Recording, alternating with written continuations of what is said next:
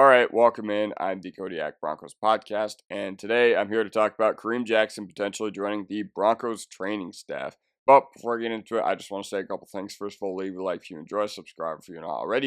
You can always wait until the end. Hopefully, I'll have earned it. And yeah, I've been away for the past 4 days, but that's because my life was absolutely crazy, and it's only gotten crazier over the past 2 or 3 weeks ever since the draft. But yeah, so my common question of the day is who's your favorite Broncos player from the post Super Bowl 50 era? Mine is none other than Justin Simmons. Follow me on Twitter if you like what I have to say on here at Kodiak Broncos. Let's dive right into it. So, it was reported by Mike Kliss that Kareem Jackson was on the field during the Broncos rookie minicamp that took place this past weekend at Dove Valley. And, Kareem Jackson officially has not retired as a player yet, but it really would shock me to see him get offered a contract to be a part of another team, considering how he ended his career with the Broncos in 2023 with all those personal fouls or whatever, and the fact that I don't think he was on the Bills 53-man roster at any point this year. I think he got cut before the season began. So he's 37 years old, and basically any defensive player playing that long, it was an absolute miracle in itself. But yeah, so this was first reported or I first saw it on the Sleeper account. I don't know who runs that account, but it's probably someone I know. But either way, so while Jackson has not officially retired as a player, he's worked with George Payton's personnel staff during rookie minicamp. Whenever he's ready to call it a career, there's a potential spot for him in the Denver Broncos building. That's basically what the tweet says. I know it got cut off right there. And yeah, Ched Johnson of Mile High Huddle also reported this on the Denver Broncos on Sports Illustrated page. Kareem Jackson returns to the Broncos in a new personnel role.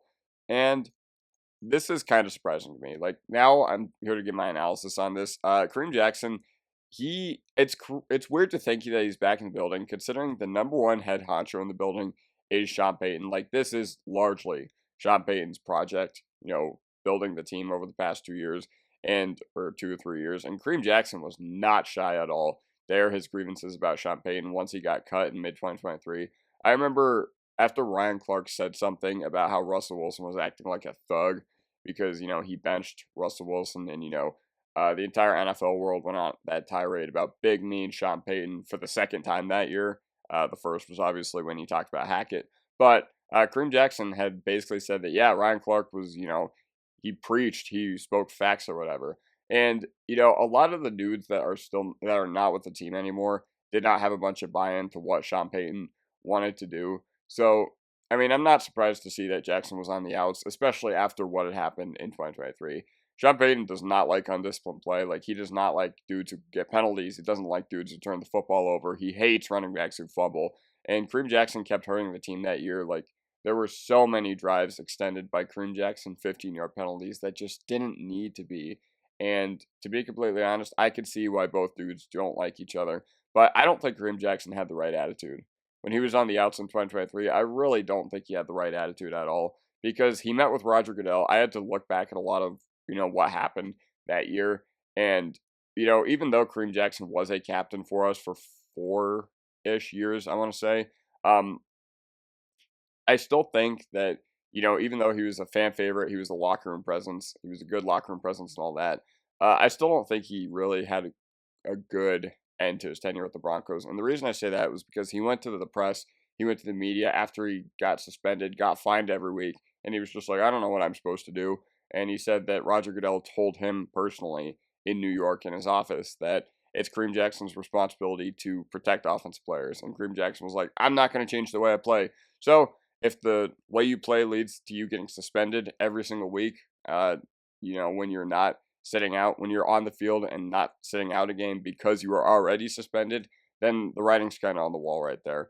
And, Justin Sternad, he drove me nuts this year when he said, I'm not sure what I'm supposed to do when he had that late hit on Herbert. And he didn't it wasn't malicious or anything like that, but that this league is going to protect offensive players. It's not a new thing.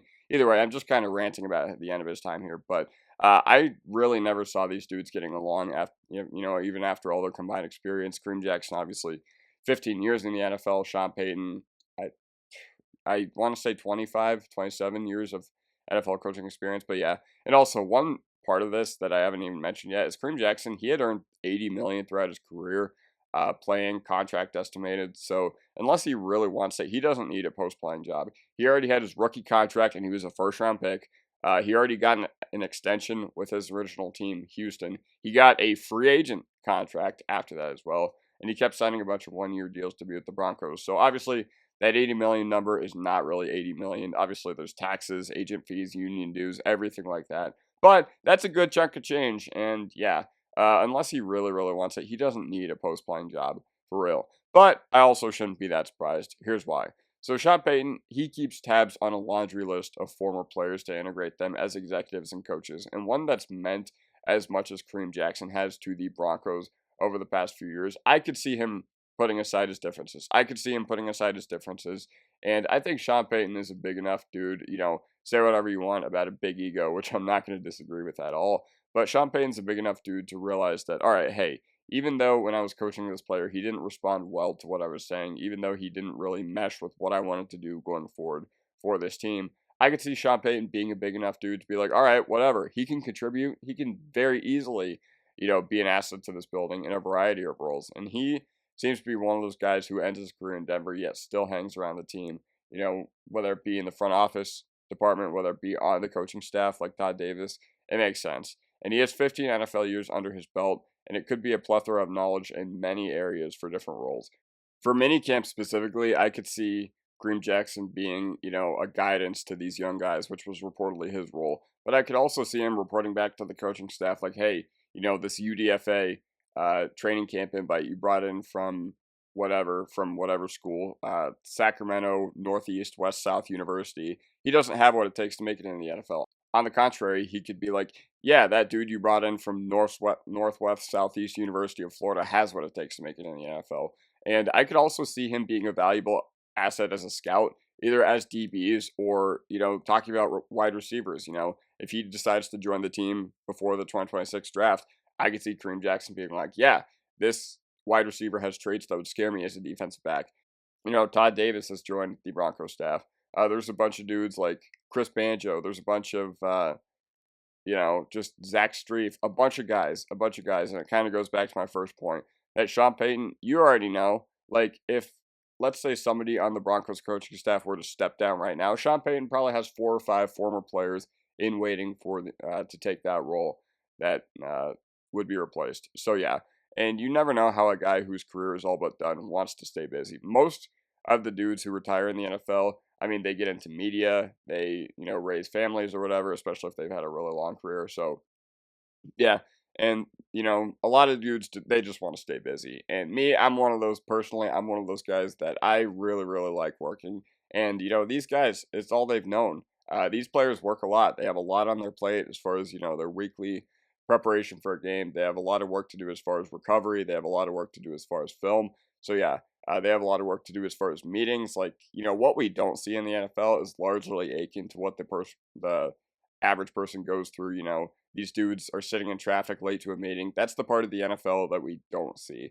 So, yeah, for a guy like Kareem Jackson that's basically going to retire very soon, you never know. You never know what kind of avenue that these guys want to explore when it comes to, life after football. That's all I'm saying. And here are my overall thoughts. So, still something I did not see coming. I did not see this coming in a million years, all things considered. If you have asked me that there's a safety who's about to retire in the NFL and he's going to be joining the Broncos coaching staff, I would have said, or front office, executive department, I would have said Justin Simmons. Even though he's probably still good enough to, at least sign a contract with a team. Kareem Jackson, it's probably not happening for him anymore. And once again, he's not officially retired yet, but I assume he will be soon.